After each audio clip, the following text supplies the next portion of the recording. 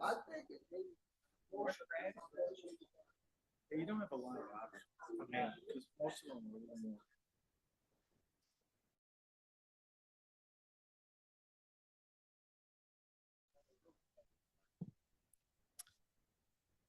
And Mr. Dowdy, we are ready. Good evening. Welcome to the District 225 Board of Education meeting. Madam Secretary, would you please read the roll?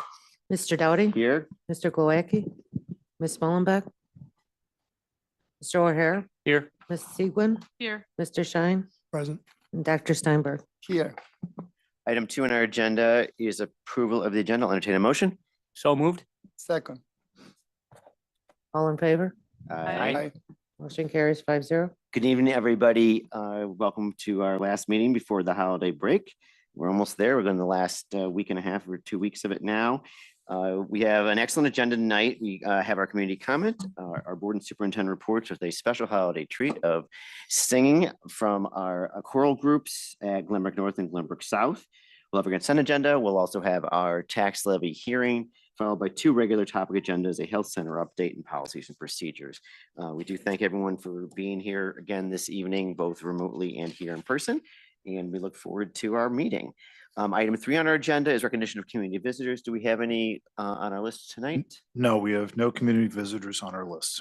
Okay, as always, just to remind people, that's a 30-minute period of our meeting. We allow people want to speak to the board about whatever topics. We always welcome the input. We also continue to welcome input between meetings by email or text or in person, whatever works, phone calls. We always appreciate the input from our public. It helps us do a better job serving you. Item 4 on our agenda are the board and superintendent reports. Dr. Johns.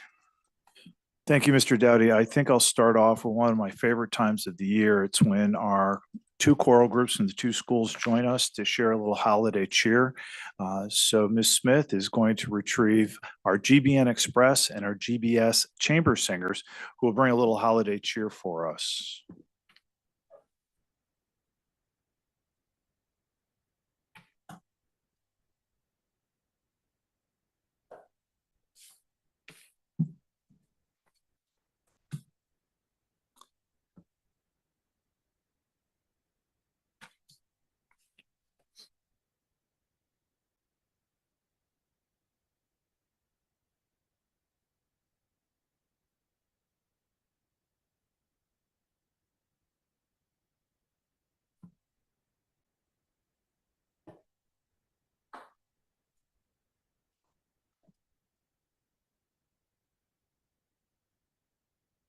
Not the best week for me to have to review all the accounts.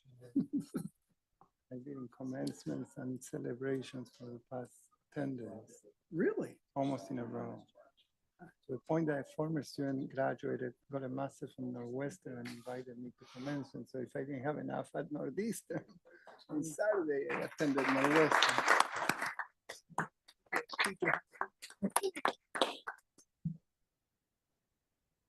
I'm conscious of looking over the shoulder.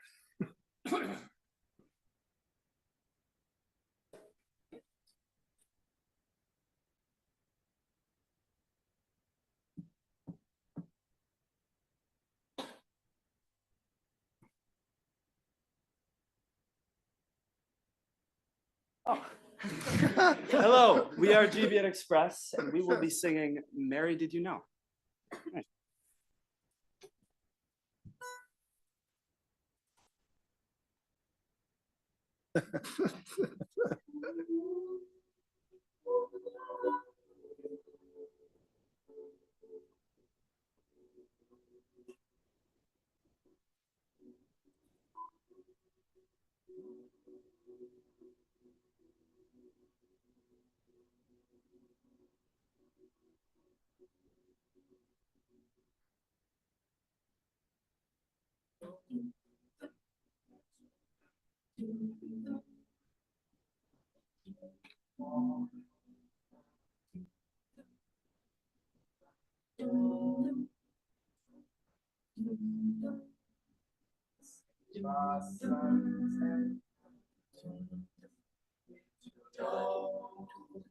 That your day before has come to make you.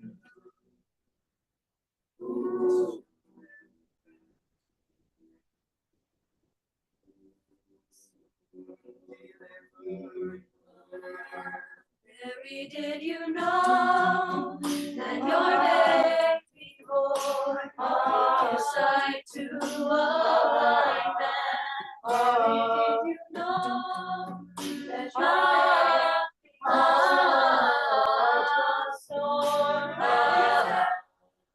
Did you know that your baby boy has walked where angels trod? When you kiss your little baby, you kiss the face of Mary, did you know?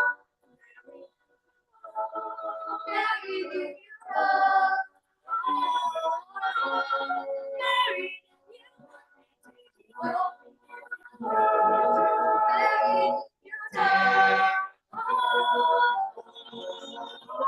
The blind will see, the deaf will hear, the dead will live again. The lame will leap, the dumb will speak, the praises of the Lamb.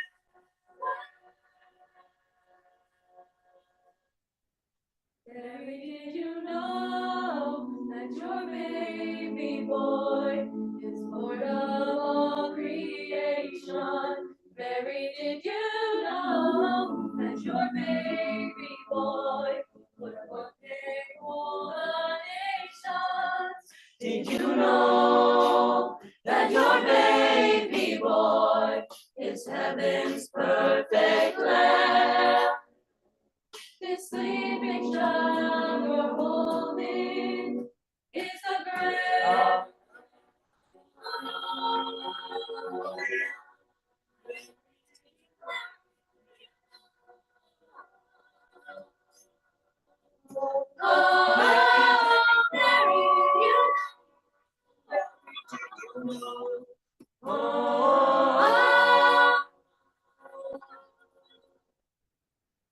Mary, did you know?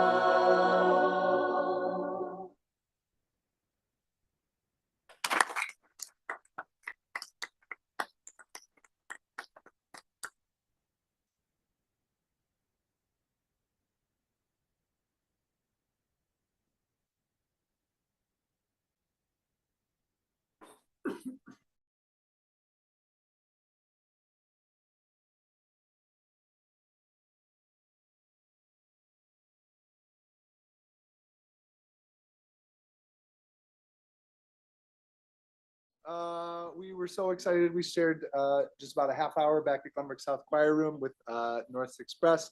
And for us, that was super, super fun, but we are also all the more excited to perform for you.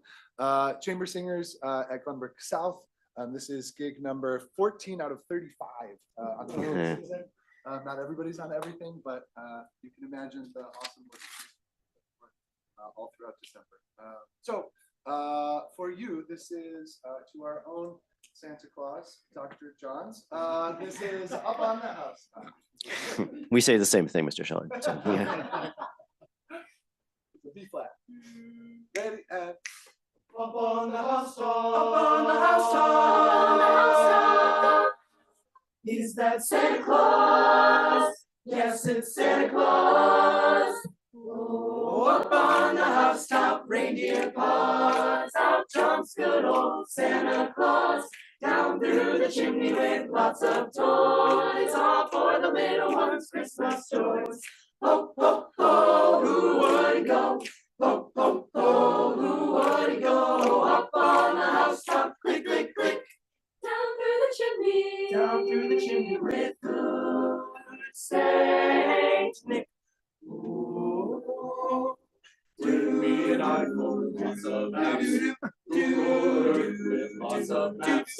Airline flights to a shopping mall. And brand new deals to ride in style. Oh. Ho, ho, ho, who wouldn't go? Ho, ho, ho, who wouldn't go?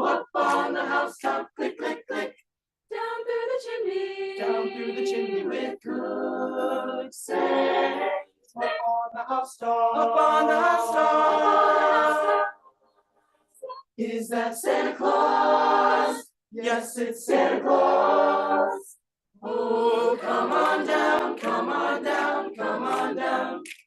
Down the chimney tonight, please, Santa.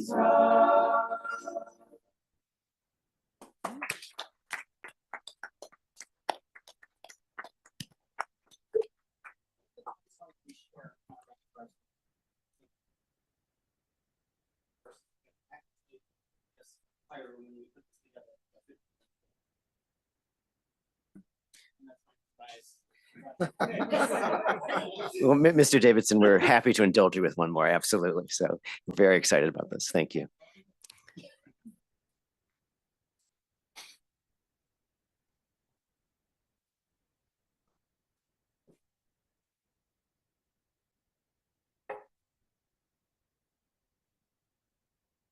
So we shift that way. We three kings of Orient are, bearing gifts we traverse afar. Field and fountain, moor and mountain, following yonder star. Oh, star of wonder, star of night, star with royal beauty bright, westward leading, still proceeding, guide us to thy perfect light. Born a king on Bethlehem's plain, born a king, all night reign, God him again, a king forever, ceasing never, o'er us all to reign. Oh, star of wonder, star of night, star with royal beauty bright, westward leading, still proceeding, guide us to thy perfect love. The night, guide us to thy perfect light. Frankincense to offer thy these gifts to offer have I, incense, stones, a deity nigh. Oh, prayer and praising, all men raising, worship him, God most high. Earthly gifts to offer have I, oh, nana, oh, nana, oh, nana, hallelujah, hallelujah, to the heavens we fly. Oh, nana, star of wonder, star of night, star with royal beauty bright, westward leading, still proceeding, guide us to thy perfect.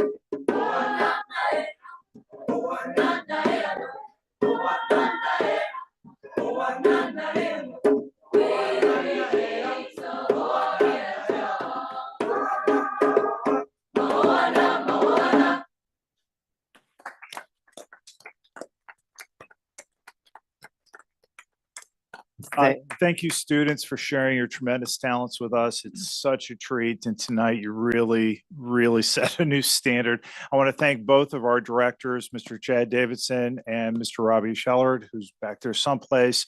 Thank you for bringing this tremendous talent to our district and giving them the opportunities to share it with so many people. I know this is an exhausting time of year for you, but please know we and the entire community always appreciate it when our students come forward with such talent and share it. So thank you very much. And again, students, thank you. It's tremendous.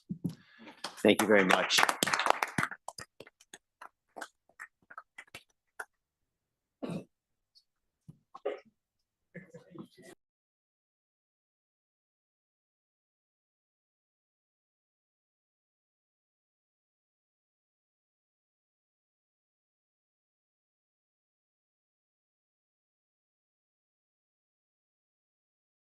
stepping out. I'll do two more updates if I may. The first is the strategic planning process is going quite well. We had a massive series of focus groups last week and 2 consensus workshops. These included 2 family focus groups, staff focus groups here at the GBA, at Glenbrook off campus, at GBN and GBS. We had student focus groups at all 3 buildings. We had 2 student consensus workshops, 1 at each of the comprehensive schools, 2 parent consensus workshops, 2 open student insight sticky walls in which kids in the cafeteria, students in the cafeteria were participating and sharing their perspectives. And then finally, 1 alumni focus group was held. 2 others were scheduled. It shouldn't surprise any of those of us who have college-age students. We had some scheduling that we needed to work around. Additionally, this was all supported by 1,300 people participated in the survey and the thought exchange. So very pleased with the work to date on the strategic planning process. Between now and late January, CISO, or our partners in this process, will organize and analyze all of that feedback and that they gather from the engagement process, and will bring it back to us in a meaningful format, probably at the January 26th board meeting when we get back. The last thing I want to update on before turning it over to Mr. Bill for an update on GBN, tomorrow we will have 3 interview teams meet with our 3 finalists for the GBN principal position. The candidates will tour the building, meet with the main office staff, submit a writing sample, and then they will rotate around 3 different interview teams. It is quite an intensive process. Ms. Romano has trained all of our teams really well so that we can really elicit the very best from our candidates so we can make a good, sound decision, which we're slated for late January if everything continues to move as planned. That's the end of the superintendent update. Mr. Bill, do you have some updates from GBN? We do, thank you. I must say nothing tops seeing students perform at this time of year. But I'll mention a couple of things about students as well. So last Sunday, December 3rd, DECA hosted a community family fun day at Glenbrook North to benefit the Cured Foundation in their efforts to raise money for research for eosinophilic diseases. Community members and EGID disease patients played bingo for prizes and had opportunities to purchase raffle and silent auction items.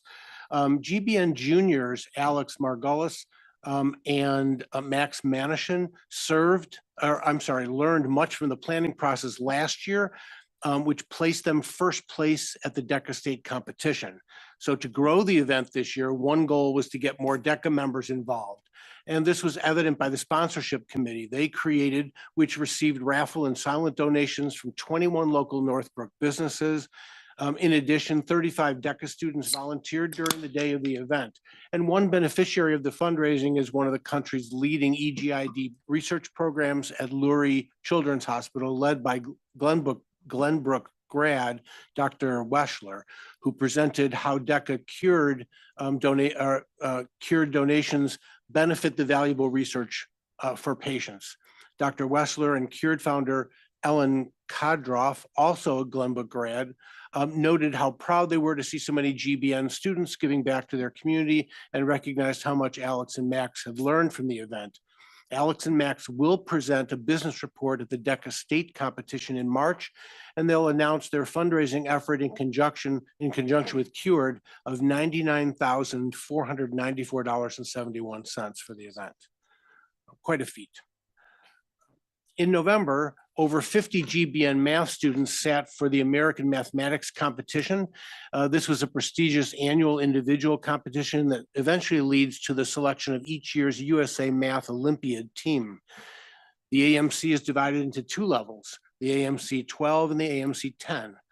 GBN's juniors and seniors took the AMC 12 contests, while sophomores, freshmen, and a couple of 8th graders took the AMC 10. Additionally, each contest had 2 different sittings. AMC 10A and 12A were open to members of the GBN math team.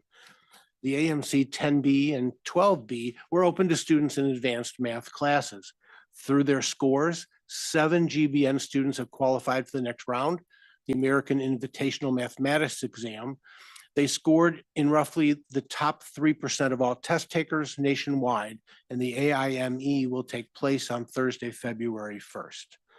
And finally, just a staff note, John Catalano, our AP for Athletics, will represent District 2 as Athletic Director of the Year. He was selected recently by the District 2 Athletic Directors, and soon the State AD of the Year will be announced, and we wish him well in the selection process. Just to clarify, when Mr. Bills refers to District 2, that's District 2 within the IHSA. So it's always nice that our ADs get recognized. There have been recognitions in our district before. Our ADs put in a tremendous amount of time because they regularly offer to host major athletic events like regionals and sectionals.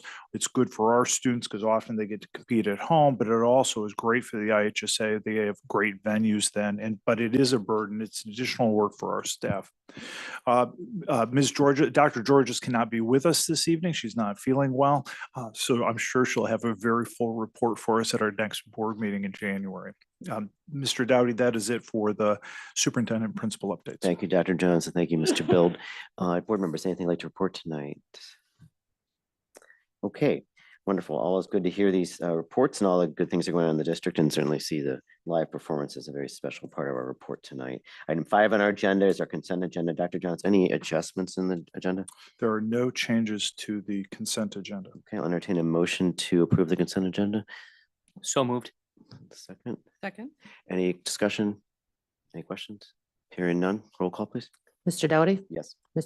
Mr. O'Hara, Yes. Ms. Segwin, Yes. Mr. Shine, Yes. and Dr. Steinberg. Yes. Motion carries 5-0. Item 6 on our agenda is our Truth and Taxation hearing 6.1. So at this time, I'm opening the hearing on the proposed tax levy for 2023.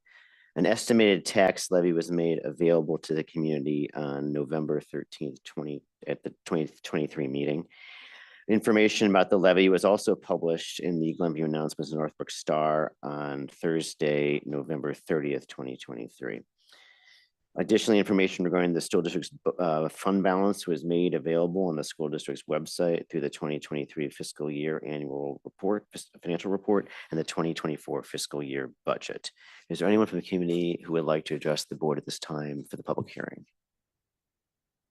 Seeing none, I would ask any questions or comments from the members of the board at this time. I will therefore entertain a motion to close the public hearing on the proposed levy. So moved. Second. All in favor? Oh, I see roll Aye. call. I'm sorry, Oh, you need so to roll call. that. sorry. Sorry. Mr. Dowdy, Yes. Mr. O'Hara, Yes. Ms. Segwin, Yes. Mr. Shine, Yes. Dr. Steinberg. Yes. Motion carries 5-0. With a vote of 5-0, I declare the hearing on the proposed levy for the 2023 closed. As a reminder, we'll be taking roll call votes for each of the 4 resolutions. At this time, I'll entertain a motion to approve the resolution to levy 2023 taxes. I move to approve the motion to levy 2023 taxes. Second. Any Mr. O'Hara. discussion? There are none? Mr. Dowdy, Yes. Mr. O'Hara, Yes. Ms. Segwin, Yes. Mr. Shine, Yes. Dr. Steinberg. Yes. Motion carries 5-0. Second, I will at this time entertain a motion to approve the resolution regarding application of loss and cost factor to 2023 tax levies. Second. Any discussion on the motion? Hearing none? Mr. Dowdy, Yes. Mr. O'Hara, Yes. Ms. Segwin, Yes. Mr. Shine, Yes. Dr. Steinberg. Yes. Motion carries 5-0. Third, at this time, I'll entertain a motion to approve the resolution to instruct county clerk how to apportion 2023 tax levy extension required. Second. Any discussion? Hearing none? Mr. Dowdy, Yes. Mr. O'Hara, Yes. Ms. Segwin, Yes. Mr. Shine, Yes. Dr. Steinberg. Yes. Motion carries 5-0. And finally, at this time, I'll entertain a motion to approve the resolution authorizing a supplemental property tax levy to pay the principal and interest on outstanding limited bonds. So moved. Second. Any discussion? Hearing none? Mr. Dowdy, Yes. Mr. O'Hara, Yes. Ms. Segwin, Yes. Mr. Shine, Yes. Dr. Steinberg. Yes. Motion carries 5-0. Thank you, everyone, and thank you, Business Services team, particularly your leadership on this. It's an enormous amount of work, and we appreciate it very much. Item 7, we move our discussion action agenda now. Item 7.1 regards the Glenbrook South Health Center annual update. Dr. Johns. Thank you, Mr. Dowdy. A little more than a year ago, we had the opportunity to open up the Glenbrook School Health Center at GBS to support students and staff from all of our schools. Joining us this evening is Dr. Gravel, who is a major champion in ensuring the development and the implementation, the execution of the health center, and Dr. Cummings, who in her role as assistant principal at Glenbrook South at the time was also instrumental in getting this project off the ground. Now in her new role as the Director of Student Services for the district, she continues to champion this cause, and both Dr. Gravel and Dr. Cummings will give us an update on the health center, including many of its successes and also cost factors that we're keeping an eye on. Thank you so much, Dr. John. Members of the board, thank you for taking some time this evening for having a bit of an update about the Glenbrook School Health Center, sometimes affectionately referred to as the GSHC. As a reminder, the School Health Center is located right across from the school nurse's office over at Glenbrook South High School. It remains fully available to all staff members and students across all of our campuses. And over the last year and about a week here, we continue to see an increased level of utilization, recognizing that our first and foremost goal is ensuring that we're keeping students in school and also that we're keeping our schools healthy. The School Health Center, as you'll learn about today, has really helped us move forward in that direction. One of the things that we identified early on as we traveled down this path after navigating through the pandemic was if we're going to open a school health center, it's important to make sure that its awareness is out there, that individuals know what the purpose is, how specifically the school health center partners with our extensive services provided within our student services department and our school nurse's office, but also that we are implementing a program that is fiscally sound and supported. And I'm pleased to share, as identified in the memo, that we have already been one of very few, by very few, statewide, less than 10 school health centers that haven't been funded for 20 years plus were recently approved by the Illinois Department of Public Health to receive an annual grant. Our first grant for the next 2 years is $75,000 each year. And to further support the health center operations, Ms. Tarver, who just stepped away, has worked with her team to start recouping a variety of Medicaid reimbursements that are available for services performed in the school health center as well as by other related services personnel. And that's increased revenue by about $80,000 just in the first few months here, with goals to hopefully increase that by another $200,000 by the end of the fiscal year. So we're on track to continue to support the operations of the health center. Overall, the health center costs about $460,000 to operate on an annual basis. Those resources are built into our operating budget and have been for the last 2 years.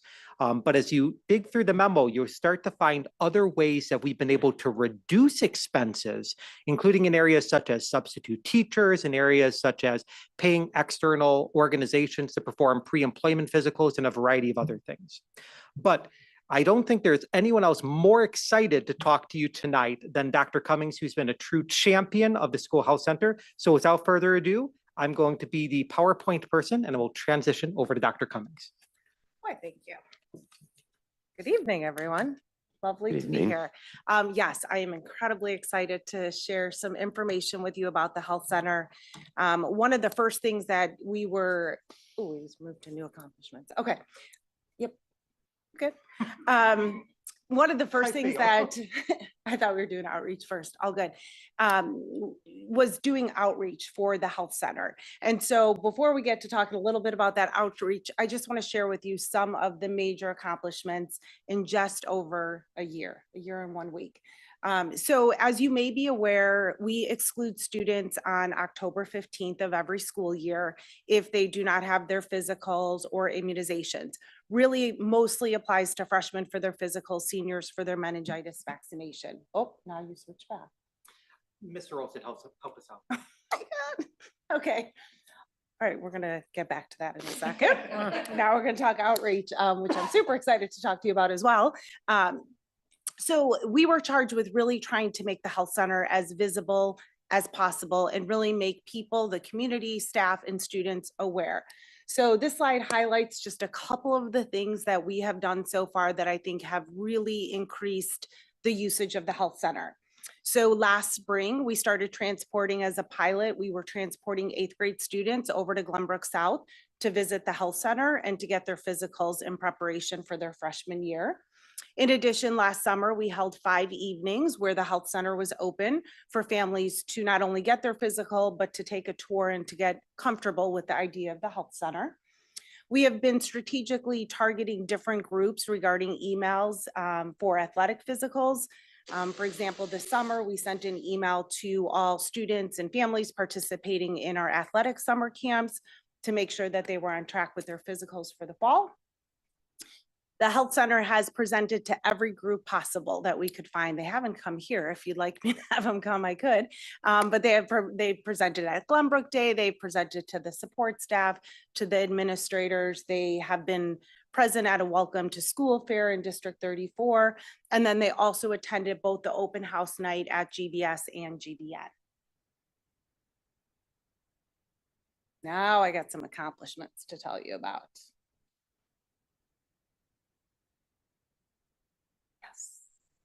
So as I was saying, we do exclude on October 15th for any student who doesn't have their immunizations. Last year on October 15th, we excluded 120 students, meaning we pulled them from class, sent them home. As soon as they were able to get their physical or immunization or make that appointment, they could come back to school. This year on October 15th, we had 2 students who did not have the required immunizations and physical. Those 2 students called the health center, went that day and returned back to school the next day. So technically we count them as exclusions, but huge progress in terms of really helping us get to our goal, which my goal was 0, very close. As RJ mentioned, we started conducting pre-employment physicals for new staff members and even started an additional lift testing, which some of our staff members in maintenance and IAs would need. So they're conducting that now. The shuttle bus that we're providing between Glenbrook North and off campus every block of the day. And then we're also doing some telehealth mental health appointments for students at Glenbrook North and off campus.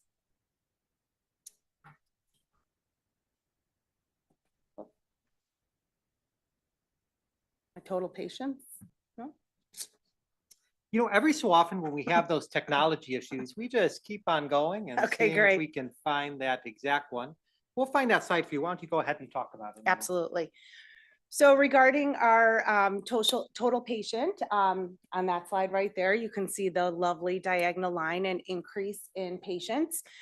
We have increased the usage for not only students, but also for staff throughout the month. This is up until November.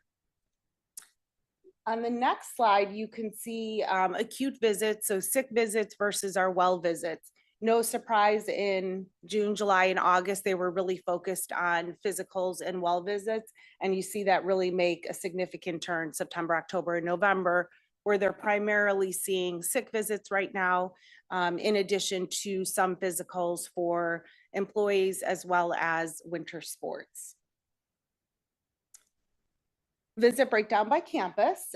So you can see that it is being utilized by South, North, and off campus. Our North numbers have gone up. It's interesting, once a couple students started coming over and a couple staff members and they started talking, we've definitely had some more usage there at North. And then the 93 at the end are the 8th graders that came over last year as 8th graders. Mental health visits. You can also see the increase in services. Our mental health services started back in April towards the end of the school year, a bit challenging with referrals. Started with referrals over the summer for the continuity of care of some of the students that we're seeing in-house social workers. And then as you can see in especially October and November, our numbers have increased significantly for both staff and students. top 10 diagnoses, in case you were interested, on reasons why folks are coming to the health center. As you can imagine, the last couple of weeks have been inundated with COVID and flu and strep. But those are our top 10 reasons. And then the patient satisfaction, every patient that leaves the health center does get an email where they can complete a survey. We had a good turn rate of 189 fives, and 4s. 5 means excellent, 1 is poor. And on the next slide, you could actually read some of the quotes from some of the feedback surveys that we received. These were from parents, students, and staff members, all very, very positive about the services. And then just to talk real quick about some future plans, some things that we have in store. The students, we're going to start looking to do 8th grade physicals even earlier this year with hopes of reducing our numbers in the fall. We are going to hold some meningitis clinics in the spring for seniors so that, well, current juniors, so that they'll have their requirement for next school year. And then we added the consent form for the health center to our online enrollment process. For staff, we are looking to take over basically the flu clinic that was an outside vendor in the fall and have that run by the health center in the fall for our staff. And then overall, we're looking to evaluate a satellite health center so that we can regularly provide some services over at Glenbrook North. In addition, with the demand on the nurse practitioner, also looking at the possibility of increasing that to serve additional staff and student utilization. Thank you, Dr. Cummings, very much. And Dr. Johnson, want to add anything at this point? No, I'm really pleased with the leadership that the two administrators in front of us have provided on this. This is thinking outside of the box. We're seeing as one of our most pressing needs is to address student attendance, and this is a clear way for us to address student attendance in a way that keeps kids in the classroom and healthy. At the same time, it had a profound impact on our staff, who no longer have to take a half a day absence to get a doctor's appointment or a checkup, can get it done in 30 minutes and get back to class, which pays off in multiple ways for us. So I'm glad to hear that there's so much positivity from our staff and from our students. I think it's a harbinger for good things to come. Any questions? Board members, any questions? Mr. Shine? Can you explain why we're doing 8th grade physicals, and is there a certain cohort? No, thanks. Sure. So last spring, when the health center was just opening, we were piloting with District 34 to arrange for transportation to the building to see how many physicals we could get done prior to the end of the school year. We got to 93. It was successful. We learned a lot in that process. And now we'd like to open it up to all of the sender schools in terms of opening that up earlier. I'm hoping in January or February, and stretching it out over the next 6 months before the summer. Is that your question? I'm gonna add a follow-up. Why would we work with 8th grade families? The recognition is all of our students, as they're entering in high school, do need to have physicals and an immunization completed. And our goal is to have that completed well before October 15th of their freshman year. And so in order to help individuals out and accomplish those goals, especially since many of them haven't had physicals recently, and they only had the last ones that were required at the elementary level, this allows them to keep going and moving forward. Additionally, so many of our incoming freshmen or our rising freshmen participate in interscholastic athletics. And prior to doing any participation there, you do need to have your physical on file. So this provides more access to those activities as well as what they need in order to be enrolled in school. So before we had the health center, parents would, you take your children to the pediatrician, you know, et cetera. So I'm going to go out on a limb here and say we're not doing 1,500 of these, right? An entire, or 1,200, whatever the freshman student body is. Right. So we're targeting something or someone like so what would happen if every parent said, oh, I'm just, you know, I'm just going to send all my kids to get you know, physical and immunized at the health center? So one of the things Dr. Cummings mentioned earlier was about the 120 students that were not compliant kind of around the beginning of October. We've seen that number grow in excess of 200, nearly 300. The reason why it was much less is we've also been slowly addressing students who, for whatever reason, might not have access to healthcare. We've seen an increase of students who do not have regular primary care physicians that rely on other community-based services, whether that be a mobile health clinic, which District 34 and some other districts have partnered with on a regular basis, other general community events for physicals and things of that nature. So to your point, Mr. Shine, are we targeting specific groups? Well, most certainly when we started working with District 34, we asked to identify students who have already identified being in a financial assistance program or on free or reduced lunch that may likely have a decreased access to healthcare. And we started working with that population. And then as we navigated through there, we started to identify other families that might be newcomers to the district, newcomers to the overall state of Illinois, and so on and so forth. We reached out to them. We certainly don't have capacity to provide a physical to absolutely everyone. However, what we're finding is that our availability and our ability to partner with primary care physicians for students that may not be able to get their physical on a certain schedule because with their own private insurance, they're not up for that annual wellness appointment based on when we need it. We do the physical, we provide that information back to their PCP, and then they even end up still having that physical later on, but they're able to get what they need on file with the school. So the target is individuals who don't have access, who need additional support. But you really would be amazed at how many folks that we've learned about, especially on the athletic physical side, who do have access to private insurance and things of that nature, but there's a challenge to get into the doctor's office in order to get those physicals. And so we haven't seen an excess amount, but we definitely have seen a nice steady stream.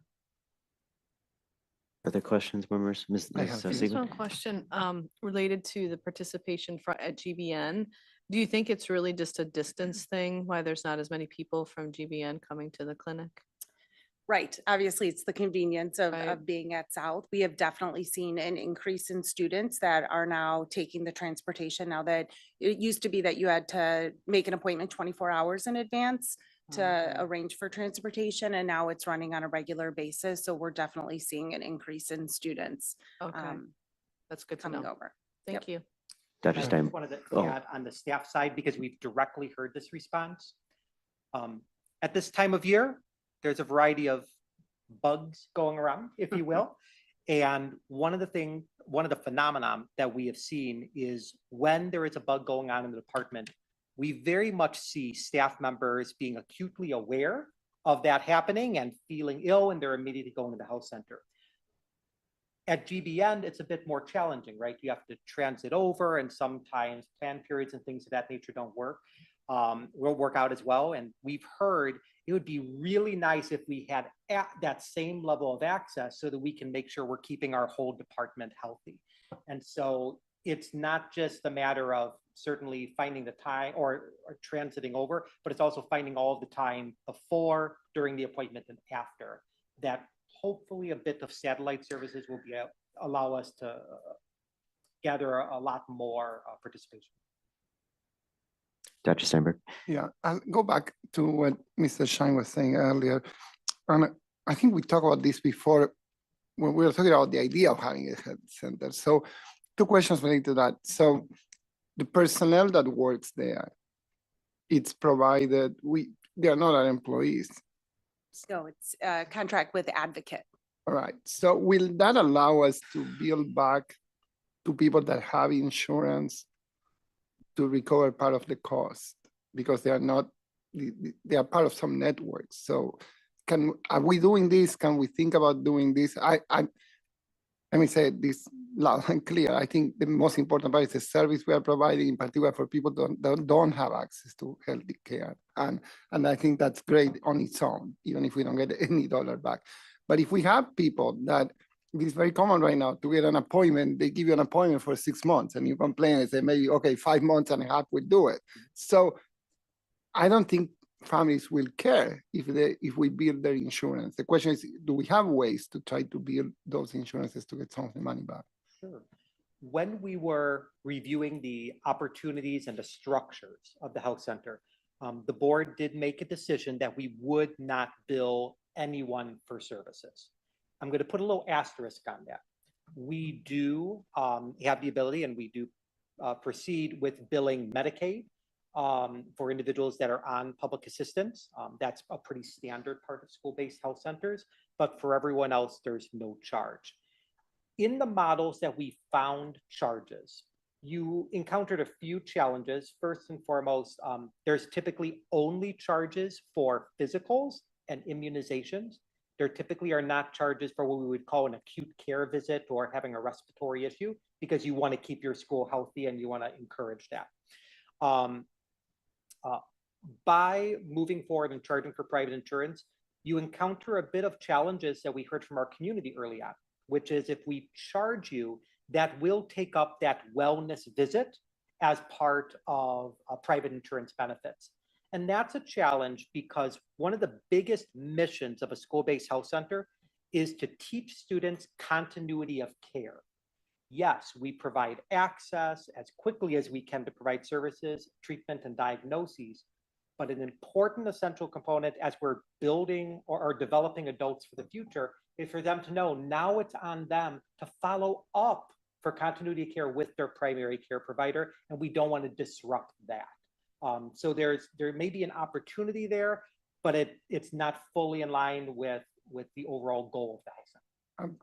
I agree, and I don't want to belabor this point, but I think things are very complex right now. And to your previous point, people do their annual physical in February for whatever reason, and then they realize they didn't do everything, so they need to get it back with us in June, July, August, and then we go out of our way, we do it for free, and then we tell them go back to the annual physical, whatever time you have, we're gonna hurt you. But they don't make the point to say, okay, if I have to go in February, maybe I wait until April, so next year I don't do the same thing. And we are not encouraging behavior that will help us minimize this type of occurrences. Because to Mr. Shine's point, otherwise nobody pays attention to this. Next thing you know, and I'm glad that we're doing a service, but then you get everybody coming here because it's more convenient and everything else, and we don't have the funding to support everybody. So Dr. Steinberg brings up a very important part, and I don't think we mentioned this before. After each visit, that continuity of care, students with a primary care provider, they get a full report that they were in the health center. And Dr. Cummings, as well as our medical director, Dr. Lewis, and the advocate staff have made it a point to partner with our local pediatricians so that they know when this after visit summary is coming forth to them. They actually are often doing proactive reach out to have students come and get back on schedule. So that's a component that's happening directly with the pediatricians, because our pediatricians know they need to see their patients, know they need to be on a regular course of treatment and observation. And so that's really that partnership element. And we didn't mention that outreach component, but that was an essential component because a school-based health center is so new in this community, and many of our pediatricians didn't understand its purpose. And so that's been an essential linkage.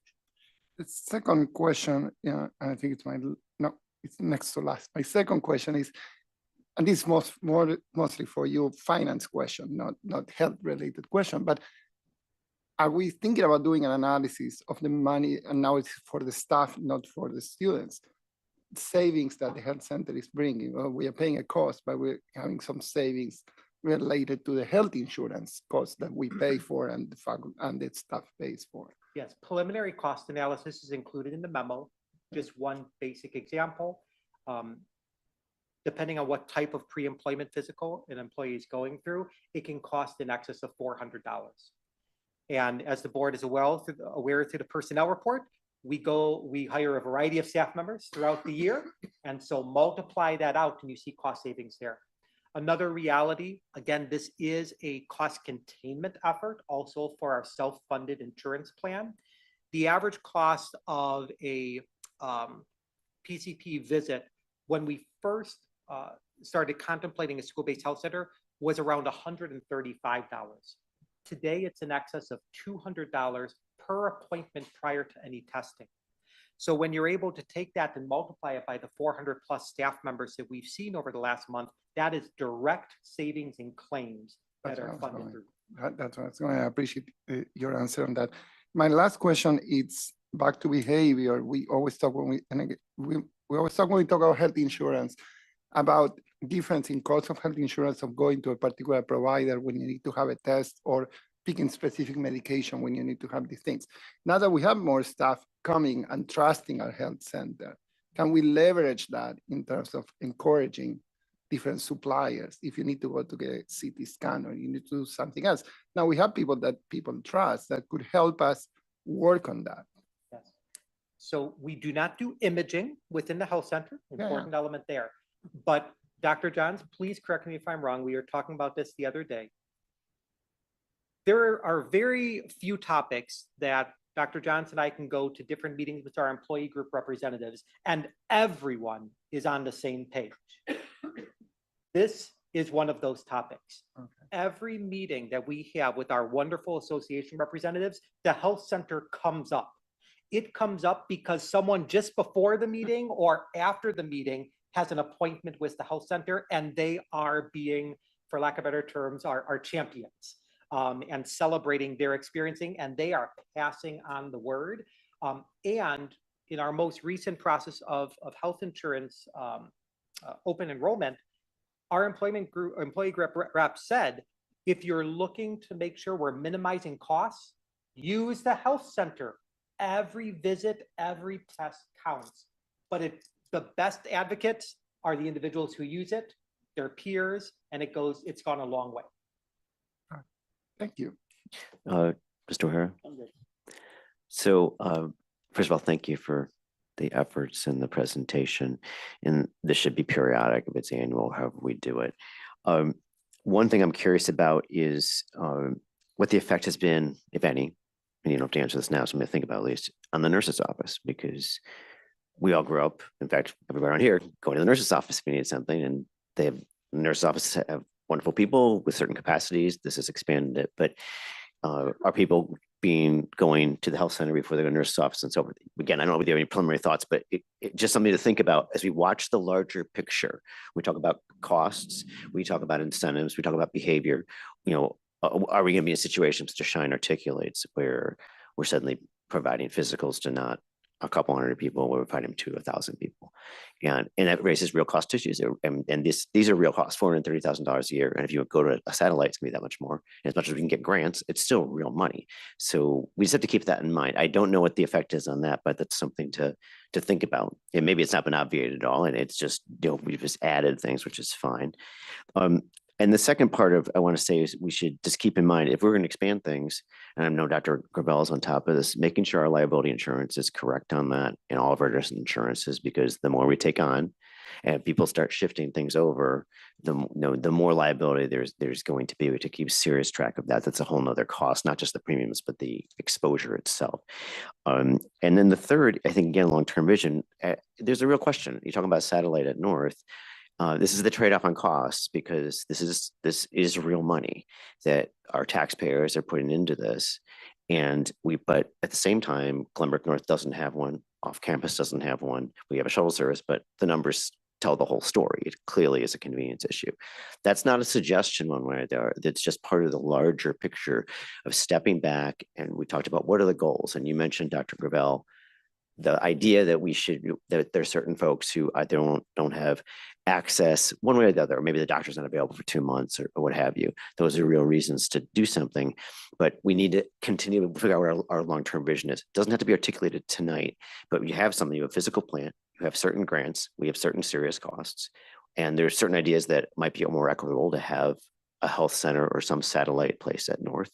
Understandably, that's not even hard to articulate, but let's make sure we keep our longer term vision here, where we're headed here. At what point is it a service that we want to keep providing? Do we want to expand it?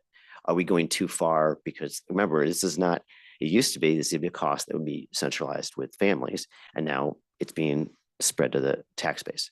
And that's something we need to keep in mind and be responsible about, stewards of our resources.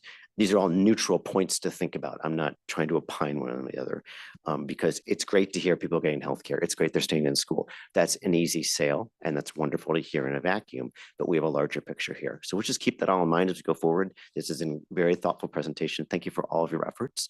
And thank you to all the people who are not standing here for everything they've done. So Dr. Johnson, anything else you want to add at this point? No, thank you very much, Mr. Dowdy. And thank you, Dr. Gravel and Dr. Cumming. Wonderful. Item 7.2, our second agenda item, regular agenda, is policies and procedures update. Dr. Johnson. Thank you, Mr. Dowdy. We need a policy about where to rev one's car. He's listening. As we've been working, as we've been, I'm sorry, this is quite distracting. Mr. Swanson has continued the work leading the policy committee on revising our policy manual. Tonight, there are 6 policies for review, 5 of which are revisions. 1 is new. All these revisions, I would say the revisions in the 5 policies relatively minor, but every one of them is critical to our operations moving forward. Mr. Swanson, you want to walk the board through, please? Sure. The first 3, policy 210, 430, and 5116 are all connected to the business office. And so I certainly don't want to steal Dr. Gravel's thunder on that, but he probably would have a lot to say in regards to outlining those 3 and how they're connected to our township treasurer. And then the last 3, driver ed, graduation requirements, and exemption from physical education have some minor changes that I can walk through. So RJ, if you wouldn't mind starting with those first 3 connected to the business office and maybe just some high level points, and then we'll continue with the other 3. Board policy 210 and 430 have been revised to reflect the inclusion of the role of a treasurer, which is Ms. Vicky Tarver, who is just here this evening. The role of treasurer is actually an officer position of the board, of which the board previously appointed Ms. Tarver to that. And by having the policy in place, it just formalizes that. Additionally, with the transition away from oversight of the Northfield Township School Treasurer and the Treasurer's office, the board does have to adopt its own investment policy. The investment policy is derived from press as well as from our bond counsel, Chapman and Cutler, has been reviewed by the policy committee and is very much identical to the policy for which public funds have been invested under the oversight of the township. The third policy presented on the business side is 5:116. This is a policy we identified as we were completing our open enrollment process that was not yet on file. It identifies access to the employee health benefit program for employees who may not be insurance eligible. So think of an individual who may only work 5 or 10 hours a week. They may have access under the Affordable Care Act or the ACA. Based on a variety of measurement periods. This policy establishes those measurement periods as well as the process for which someone can get access under the federal law. Again, it has not been a situation in our district in the past. It's just more of a compliance level policy that's being presented.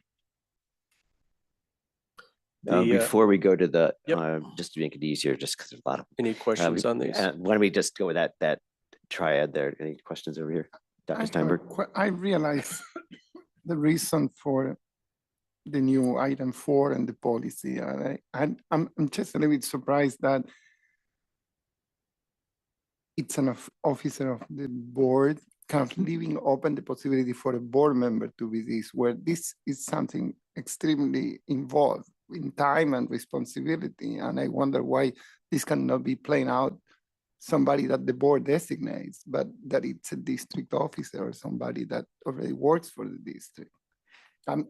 So what, I'm sorry, what's your point? The way, if you read the policy flat out, technically, if one of us would be an accountant or something like that, would be qualified to do this. And it seems to create a new level, not that I'm advocating for something like that. It creates a Nominate new Dr. level of Steinberg. Okay, okay. complexity. Creates a lot of complexity that wouldn't exist if we clearly say because of the responsibilities of this position, this should be somebody that works for the district, that the board may have to vote on it and designate, but removes any, I shouldn't say crazy thought, but any random thought that maybe somebody runs for the board with the qualification, with the intent on doing this, where you may be putting somebody on a dual duty here, because on one hand you're representing the community, and on the other hand you're taking on a responsibility of selecting of bonds and things that normally we don't do. And again, may not be needed because it's same with the secretary. We always have a secretary that was not a member of the board. But in this case, it seems like the responsibility of this position is a little bit heavier. It is. I mean, it's subject to regulation, tradition. Yeah. Correct me if I'm wrong. I think we've always had a treasurer outside the board. So technically, the Glenbrook has always had a treasurer outside of the board because you've been under the oversight of a township treasurer's office. I will tell you that, and I'm sure Dr. Johns and Mr. Swanson and others will agree, there are districts that have had board members serve as the treasurer, but the overwhelming majority appoint the chief school business official or another individual, though technically it is an officer role. Right. And we have good reason for expertise, et cetera, for doing that. So I hear your point, but I think At it's a this size of practical a matter, district, yes. unless there's somebody with a burning interest up here. No, just to be clear, I'm on the opposite side. I prefer that No, we're on the same side on that one. somebody who's Yeah. capable of doing that is an employee. No, it's a of good the point. Thank district. you. I I appreciate just don't want to, none of us will be in this situation, but when the policy allows it, I don't want us to be, not us, somebody else 7 years down the road saying you're not, I voted, people voted me on, I have the expertise, why you're not allowing me to do this thing? Understood. I got it. Probably somebody else's problem. Well, no, I just, as a practical matter, you'd still need a majority of the board to do that, I think. Yeah. Other questions? Yeah, Bruce. So one of the roles is responsibility for investments, which I think is, Mhm. like I said, a completely separate policy. The investment policy is the second policy. Okay, so that's a responsibility. Correct. Yes, the treasurer serves as the chief investment officer as well. So just because somebody has accounting skills, it's different than managing $50+ million of bond investments and the like. Yeah, correct. And I mean, that's serious business for somebody who knows what they're doing, and errors or lack of background could cost the district quite a bit of money. So what is the safeguard? This was often done through an outside agency. Mhm. So how will that happen in the future? The direct safeguard with respect to who serves as treasurer and the chief investment officer is through direct appointment by the Board of Education. So that's the easy safeguard. Are they always one and the same though? They are traditionally in most districts the same person. The treasurer also serves as the chief investment officer. So talk to me about the level of expertise to make those kind of decisions. Within our school district, the only individuals who have ever served in a role of assistant, associate, or treasurer do maintain the chief school business official endorsement, which means in our history, they have earned a graduate degree in school business management. They have performed extensive understanding and training within this area. And when necessary, they also are receiving the assistance of financial professionals. That those professionals are associated with multiple investment pools, such as the Illinois School District Liquid Asset Fund Plus, as well as Illinois funds. And then we also have additional support through local banks such as Wintrust and Fifth Third. The individuals really, when they're moving forth with the maintenance of our laddered investment portfolio, do so on a systematic basis where, as policy dictates, our overall portfolio is diversified within safe instruments. So they have the licensure from the state, they have the academic qualifications, and they also have access to the financial expertise from individuals in the field who do this on a day-to-day basis. So, excuse me. So currently, is our bonds mature now? Forgive me, our debt, yes. Our debt. Mhm. Excuse me, and also the money that's in our reserves. Mhm. So that's invested in shorter, medium-term instruments. Correct. So as those roll, somebody has to make a decision. Are we buying 1 year, 2 year, 5 years, 10 year? Or And- 6 months, 3 months, depending on cash flow. Mhm. So that's a fairly important decision.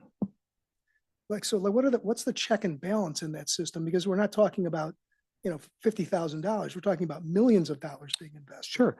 So an example of a check and balance is actually put forth before the board in its first treasurer's report that was on the consent agenda this evening, where the overall investment portfolio is included within the treasurer's report. So that's one check and balance. And that's every month? No? That's every month after the month reconciles, yes.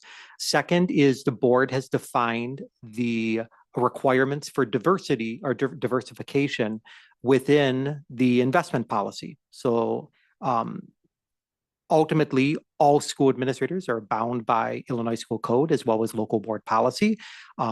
Vicky, as treasurer, has oversight by me as deputy superintendent. So I also oversee what she is doing and how she's doing it. You have that level. The other, arguably the highest level of additional oversight is the external auditor, which performs a comprehensive review of investments as well as all financial transactions on an annual basis and presents those findings directly back to the Board of Education in a management letter, which would identify inconsistencies with the application of policy. Those are all the ones that I can think of. Our checks and balances, to build on Mr. Shine's point, the new ones under these policies, are they greater than, the same as, equivalent, or less than the current checks and balances when we're doing through the township?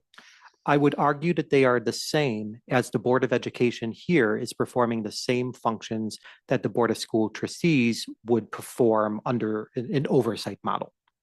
Can I rephrase your question? Please. In the previous stage, I don't know how they were making decisions in terms, I know the check and balances were the same, but their decision-making process in terms of how to invest was different. Or because there's different people making different decisions. Now the decisions are gonna land on somebody here. So maybe they use the same rules, but it's not gonna be. From a practical standpoint, Vicky Tarver as associate treasurer Oh, that's made true. the She was investment same. decisions. Yeah, you're absolutely right. So it's the same Well, from a day-to-day practical To standpoint. extend the question, so when we were dealing in the past with health insurance, we used to have an external party that once, that would bring a study in front of the board in terms of strategy, right? Certainly. And I know that these decisions are more fluid than once a year, but is there a possibility that as Vicky will be making the decision, will she be working with a consulting firm or somebody who will be providing a strategy? And the board in general view, not in terms of let's buy this or buy that, but once a year say, this is our, how when you go to a private, some management firm, they say, are you a risky investor? Are you less tolerant to risk, very conservative, Absolutely. whatever?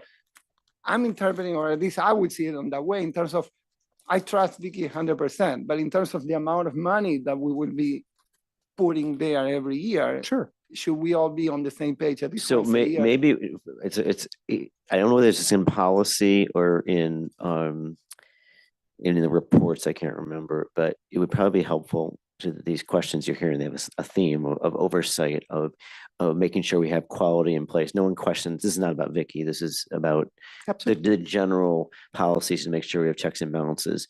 And none of us wants probably to get into the day-to-day of investment decisions. They'll be in a report to some extent, but it's that larger picture, which as a policy body, we oversee and ultimately give a stamp to. Is that something that's going to be in the report? Is that something you could do by a standalone memo? Should it be in policy? Maybe all three, I don't know. What are your thoughts? So first and foremost, the board establishes the rules in which we invest and secure the public funds through board policy, which is presented here. And this is the exact policy with just a few language tweaks that we currently operate under. So there's no changes here. The reporting on our laddered investment portfolio, where the money is invested and how it is invested, is part of the monthly treasurer's report, which you will see. I would encourage us to bring this forth to our finance committee one more time, where we can review, because at that point we will have had 2 treasurer's reports. We can also go through a little more in-depth review of our investment cycle and portfolio. We'd also have an opportunity to bring in, the school district has historically been and will continue to be part of the Illinois School District Liquid Asset Fund Plus, which is overseen by PMA Financial, which are financial professionals that review our cash flow analysis and determine our level of how aggressive we are with respect to investments. And that might be an opportunity for the finance committee to hear from other folks, specifically about our strategy and how we've been successful or other areas for growth. And then we can make additional adjustments as needed, which is always great. I like the delegation idea. If we have questions, to bring them into finance. Any other questions now? We're at first read on this. Just one real quick thing. It looks like we should probably, if we pass these, we'll have to make Vicky a treasurer then. So we should have like an abbreviated term for her for the next, because otherwise we won't have a treasurer once we pass this, right? Until we. So Vicky was already appointed as treasurer. Even though the policy did not exist, it was appointed in the resolution to withdraw from the jurisdiction and authority of the township. So she is listed as treasurer through the remainder of this organized board. Excellent. Okay, with that, Mr. Swanson, we had a bit of a detour there, but maybe healthy. Okay. All good. Yes, absolutely. The last 3 policies, 6183 driver education. This policy, the highlight revisions really speak to some clarification in regards to connecting the driver education requirements to the policy 6300, which is the graduation requirements policy. It also clarifies how a student might satisfy this requirement through the private sector, through a private driver education school, and how that is accomplished. And then other minor language changes in the driver education policy. The next policy would be, as I mentioned already, 6300 graduation requirements. There is some language, there are some language changes here, making reference to changes in department name for career and technical education instead of applied arts, and some other minor changes. But in the bottom of page 2 is more of the significant revision to clarify the fact that there is a graduation requirement of physical education for each semester that a student is enrolled in the district. The clarification there is that instead of the certain amount of credits of 3.5, which would typically be the case for a student who stayed in the district in a 4-year pattern of graduation, if there was an early graduation scenario, that student would not need to meet the 3.5 credit requirement for physical education, but instead simply be enrolled each semester that they're enrolled in the school, take physical education, except for the 1 semester that they take health. So that is clarified at the bottom of page 2, and then some other minor language adjustments. And then lastly, the policy that goes along with what I just described as far as early graduation and physical education. The policy is 7260, exemption from physical education. Again, the bottom of page 2 on this policy clarifies the fact that there is a change or an exception for an early graduation timeline. If a student graduates after 7 semesters, they wouldn't need to meet the 3.5 requirement of physical education, but instead simply be enrolled for every semester that they attend the district. Those are the highlight reviews of those policies. Any questions on the last 3? So thank you. These are all first reads. Get any questions? Only one. It seems like, I call them lower level for the lack of a better word, but it seems like some courses have been removed from some courses have been removed from these requirements. And looking at those courses, those seem to be like the entry level courses to particular things, intro to broadcasting, beginning photography, those 2. And I thought I saw one more.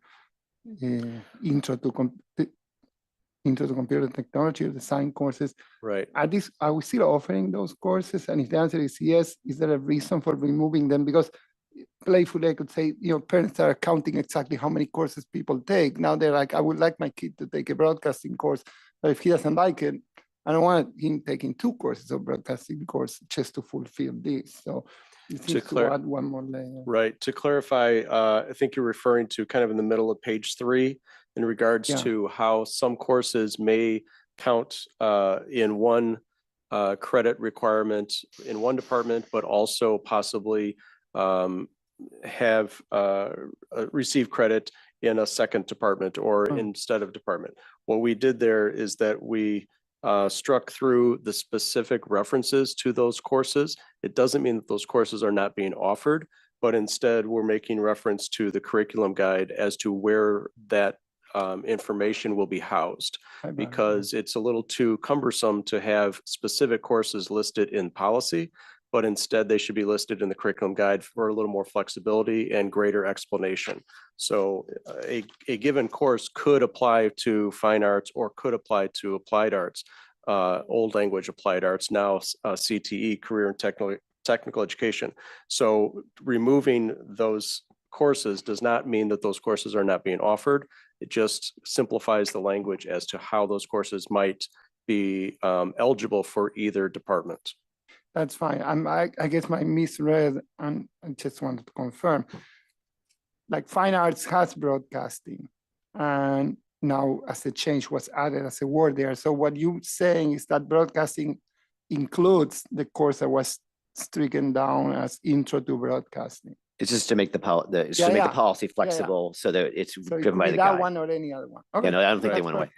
fine. Okay, no, it's a good question. Good question. Right. And so in practice, that may still occur. It's just going to be clarified or referenced in more detail in the curriculum guide. Yeah, that's that is under revision this year as well. Okay, thank you. Any questions? Others? Terrific.